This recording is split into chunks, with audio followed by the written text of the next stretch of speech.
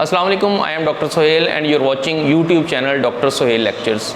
आज की ये वीडियो स्पेशली सेकेंड ईयर के स्टूडेंट्स के लिए है जो कि 27 जुलाई को अपना बायोलॉजी का पेपर दे रहे हैं। इस वीडियो के अंदर हम डिस्कस करेंगे कि आप बायोलॉजी में पूरे नंबर कैसे ले सकते हैं। जैसा कि आप जानते हैं कि आपके पेपर के 3 हिस्से होते हैं। सबसे पहला MCQs का, दूसरा शॉर्ट क्वेश्चन और तीसरा लॉन्ग क्वेश्चन।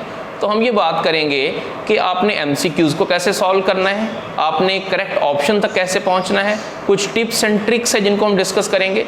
उसके बाद शॉर्ट क्वेश्चन में आपने कितना मटेरियल लिखना है, कौन सी चीज़ पहले लिखनी है, कौन सी चीज़ आप बाद में लिखेंगे, और इसके अलावा जो लॉन्ग क्वेश्चन है उसमें आपने डायग्राम कहाँ बनानी है, जो टॉपिक डायग्राम के बगैर हैं उनको आपने सॉल्व कैसे करना है कि आपके पूरे नंबर आ सकें, और डायग्राम की आपने लेबलिंग कितनी करनी है। ये तमाम चीज़ें इस वीडियो के अंदर हम डिस्कस करेंगे और आखिर में हम इंपॉर्टेंट शॉर्ट क्वेश्चंस और लॉन्ग क्वेश्चंस की भी बात करेंगे।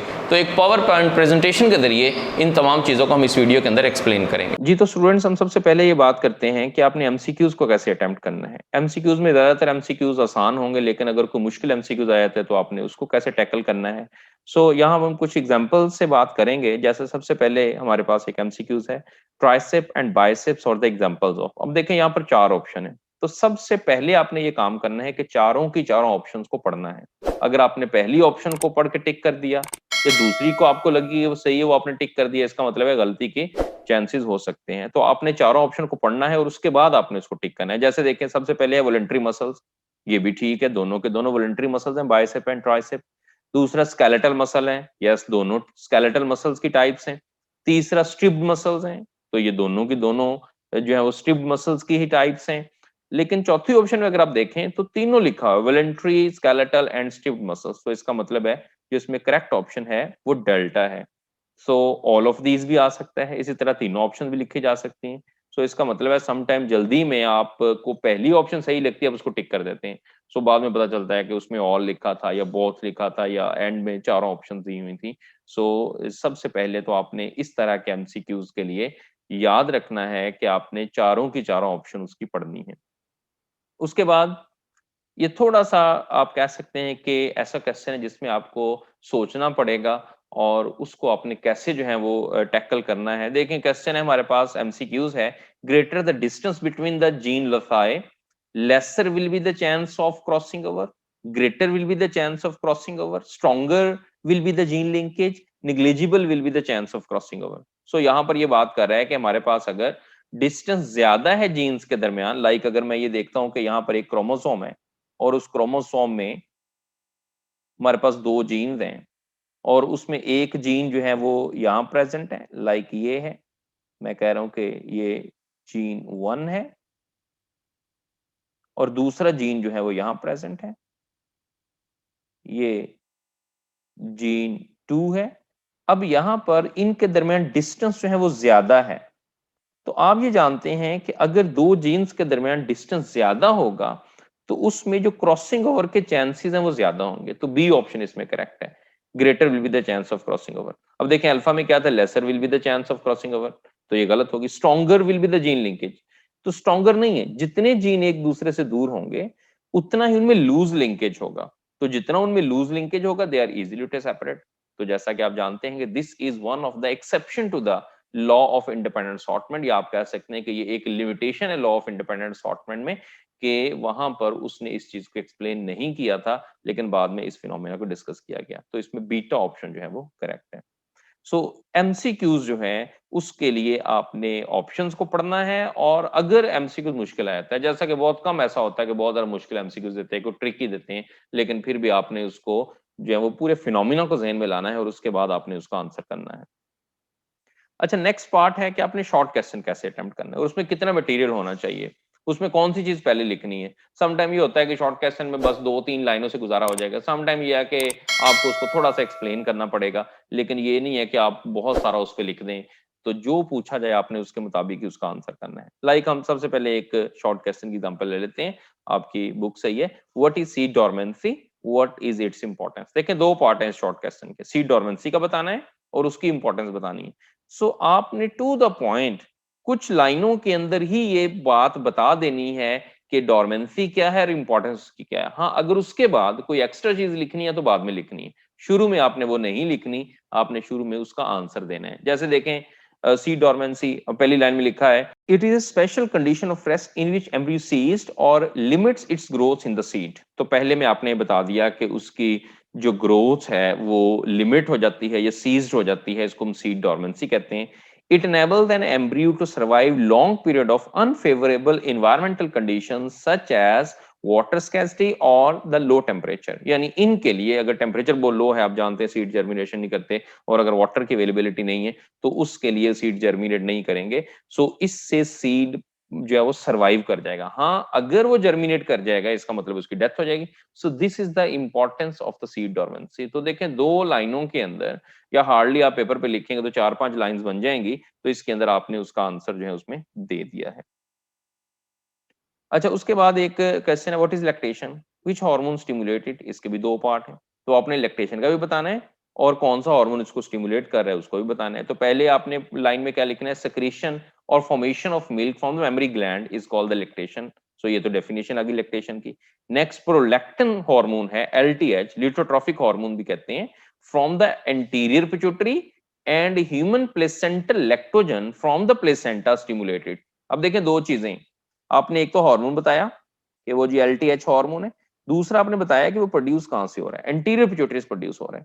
फिर आपने बताया कि प्लेसेंटा लैक्टोजन प्रोड्यूस कर रहा है और वो प्लेसेंटा से प्रोड्यूस हो रहा है। अब ये देखें, आपने हार्मोन बता दिया, उसकी साइट ऑफ प्रोडक्शन भी बता दी, और दोनों हार्मोन मुख्तलिफ जगहों से प्रोड्यूस हो रहे हैं। तो इसका मतलब है अब आपने एक बड़े पार्ट को 2-3 लाइनों में जो है वो बता दिया है। तो इसका मतलब इसका कोई नंबर नहीं कटेगा, आपको पूरे मार्क्स उसके मिल जाएंगे, और ना ही आपको बहुत ज्यादा यहाँ पे लिखना पड़ा है, टाइम भी बच गया है, और उसमें आपका आंसर भी कंप्लीट जो है वो मिल गया है।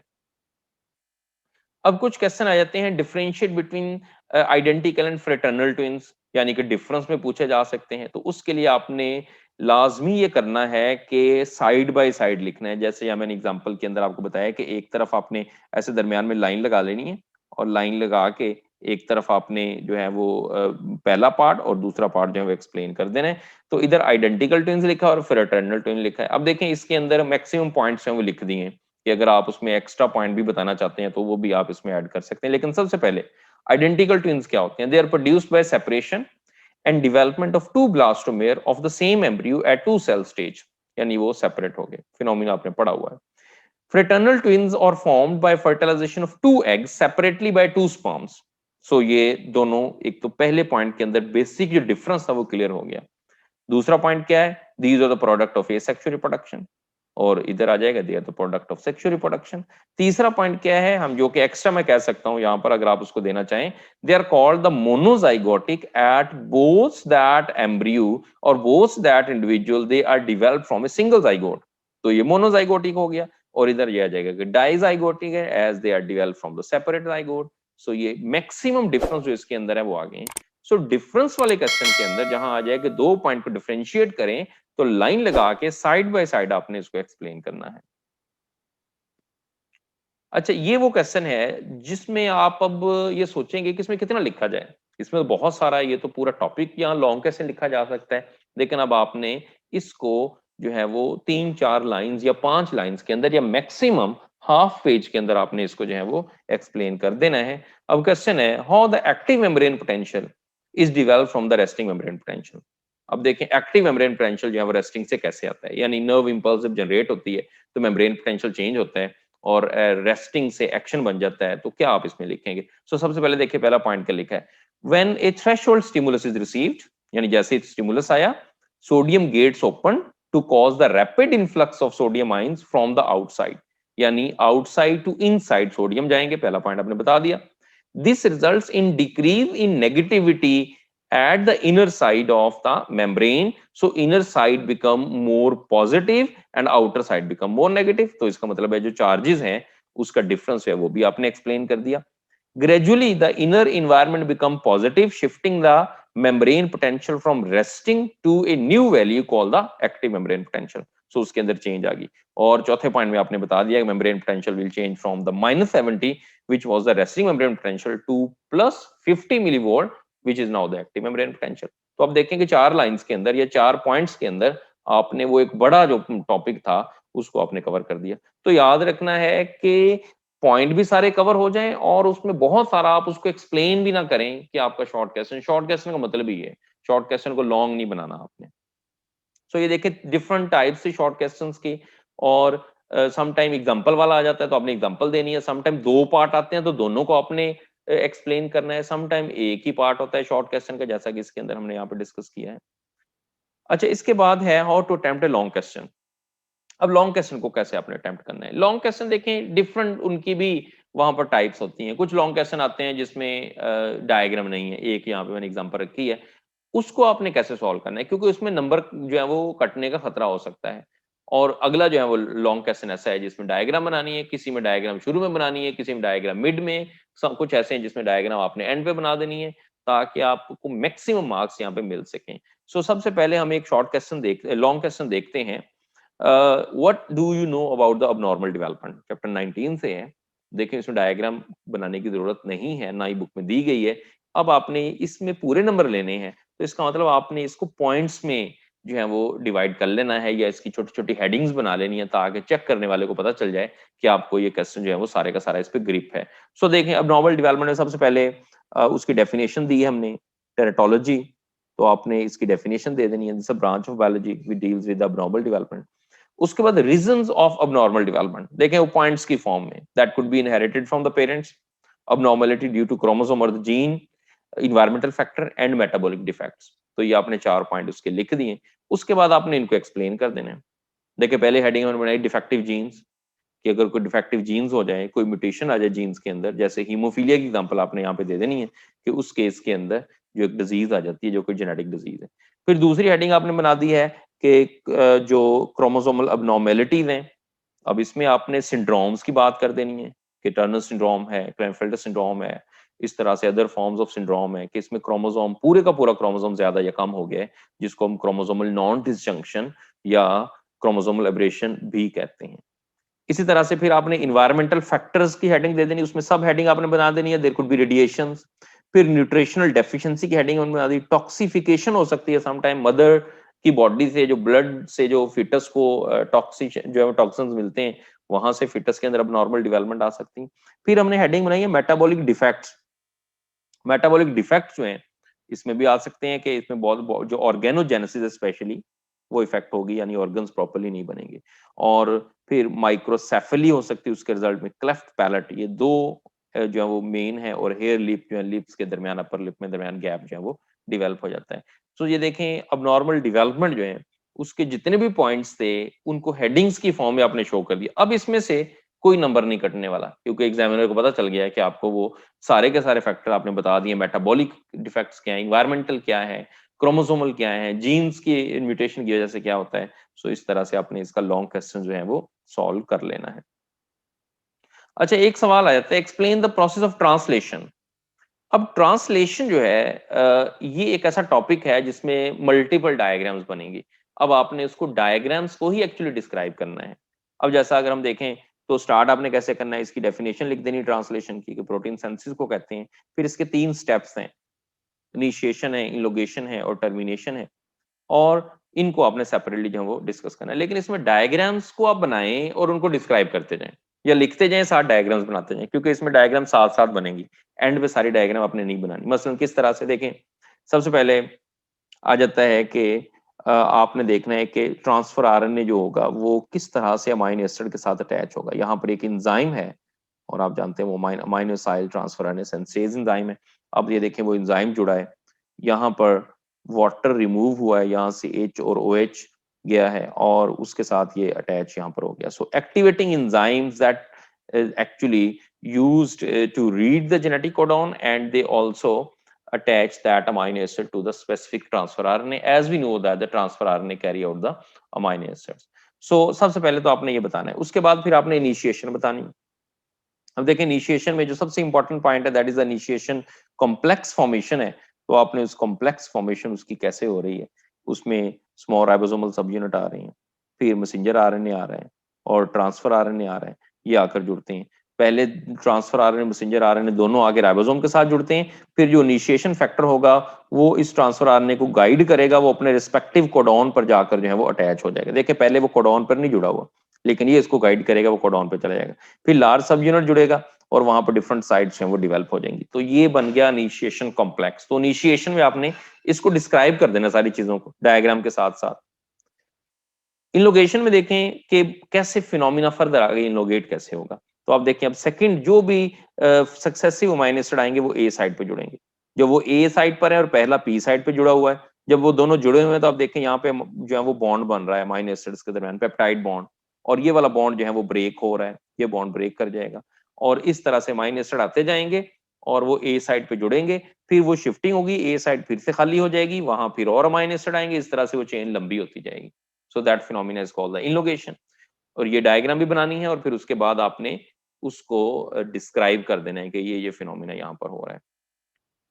आखिरी जो पॉइंट इसका है वो टर्मिनेशन है। अब देखें चेन लंबी हो चुकी है, पिछली डायग्राम के अंदर आपने दिखाया है कि अमीनो एसिड जुड़ रहे हैं, अब ए साइड फिर खाली हो गई। अब यहाँ पर जो कोडॉन आया है वो है UAA and we know that this is stop codon. और यहाँ यहाँ किसी अमीनो एसिड जो है वो उसके लिए इंफॉर्मेशन नहीं है, ट्रांसफर नहीं जुड़ेगा। यहाँ एक फैक्टर अटैच होगा जो कि रिलीज फैक्टर है, जैसे वहां पर अटैच होगा ये बॉन्ड टूट जाएगा और ये प्रोटीन जो है वो रिलीज हो जाएगी और वो जो इनिशिएशन कॉम्प्लेक्स बना था वो भी उसी तरह से खत्म हो जाएगा। सो इसमें ये फिनोमिना टर्मिनेट हो जाएगा। तो इसकी भी डायग्राम बना के आपने इसको डिस्क्राइब करना है तो आपको इसमें पूरे मार्क्स मिलेंगे। अब हम आ जाते हैं पेयरिंग पे कि आपके लॉन्ग क्वेश्चन जो है उसके अंदर 5 सवाल आने, आपने 3 सॉल्व करने। अब कौन से वाले सॉल्व करने हैं? लाइक अगर मैं देखूं कि पेयरिंग कैसे, यानी आप जानते हैं सबसे पहले एक सवाल आएगा जिसमें 15 और 25 जो है वो आएंगे और उसके बाद दूसरा सवाल जो है उसमें चैप्टर जो है वो 16 है और 20 चैप्टर आएगा। तीसरा क्वेश्चन जो है वो 17 और 27 से आएगा। इस तरह से चौथा जो सवाल है वो आएगा 18 चैप्टर और 22 से और पांचवा सवाल है वो 19 प्लस 24 चैप्टर से आएगा। अब देखें ये आपके पास पेयरिंग है। अब इनमें से कौन से आपने चूज करने हैं? अगर मैं सजेस्ट करूं कि लॉन्ग क्वेश्चंस में आपको पूरे नंबर लेने हैं तो आपको उन क्वेश्चंस की तरफ जाना है जिसमें डायग्राम है। आप डायग्राम आपको आती है अगर तो आप उसको लेबल कर सकते हैं, तो आप वो वाला सॉल्व करें। हाँ, अगर आपने ये देखना है कि हम कौन से वाले को ही तैयार कर लें कि उसमें आपको इजी भी रहे, चैप्टर भी छोटे हों और आपकी तैयारी भी जल्दी से हो जाए, तो उसमें आपने सबसे पहले तो पहले वाला पार्ट जो है, ये दोनों चैप्टर ही छोटे हैं, 15 और 25 चैप्टर हैं।